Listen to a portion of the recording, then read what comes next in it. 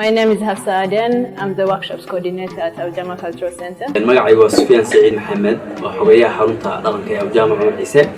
بسم الله magacaygu waa Qadar Axmed Jaamac waxaan ahay dadka waxaan kamid ahay dadka xaruntan u imaada inay wax ku akhristaan. magacaygu waa Ismaaciil Burhaan Ismaaciil waxaan ahay arday u jooga magaalada Nairobi inuu ka diyaariyo master. The main idea behind starting Aljama Cultural Center was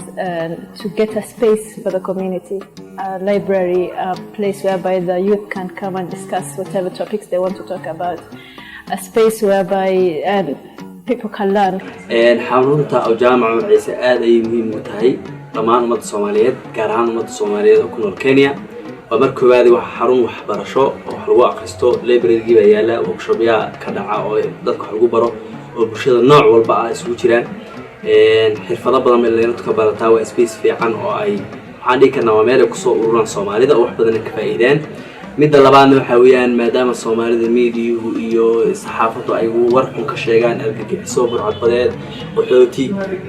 أو جامع عمر عيسى وحرون تدارك أو جامع عمر عيسى وحكى بحساب مقال ونكسن يمت في عن ما دام أنا إنه بشوي كالدول وأجنبية أو أنا أفهين وحان سمينا مقال ونكسن يعني الصومالي كبحنا. waxaan bartay sanadkii hore 2000 actually 2018 ayaan bartay xaruntan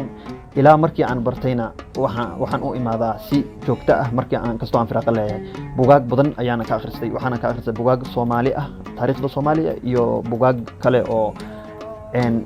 waxyaabaha kale oo buugaagta kale ka sheekeeyaan kale oo kala duwan oo cilmiga qaybihiisa kala waxaan imi oo jaamac inaan buugaag ka akhristo laakiin waxaan ugu imi tababaro aad u badan oo free oo ka kala socdo waxaan ka qayb qaatay laba tababar oo kala ah tababarka qoraalka iyo tababarka sheeginta labada tababar waxaan ka faa'iiday inaan maanta noqdo abwaan oo wax curin kara sheekooyin noqori kara waxaan kaloo ka faa'iiday inaan fagaaro dad badan iskugu imaado aan ka hadli kara sidaan sameeyay Somali Heritage Week waxaan dhammaan inay sheegay in jaamac tahay the place to be adeegyo aad u badan baan bixinaa dadku aad u jecel yihiin waana la amaanaa haddii aad video daawatay oo Soomaali tahay oo qanacsan tahay waxaan qabano oo waxaad u codeysaa fadlan xarunta Aljama Cumar Ciise waana mahadsantihiin.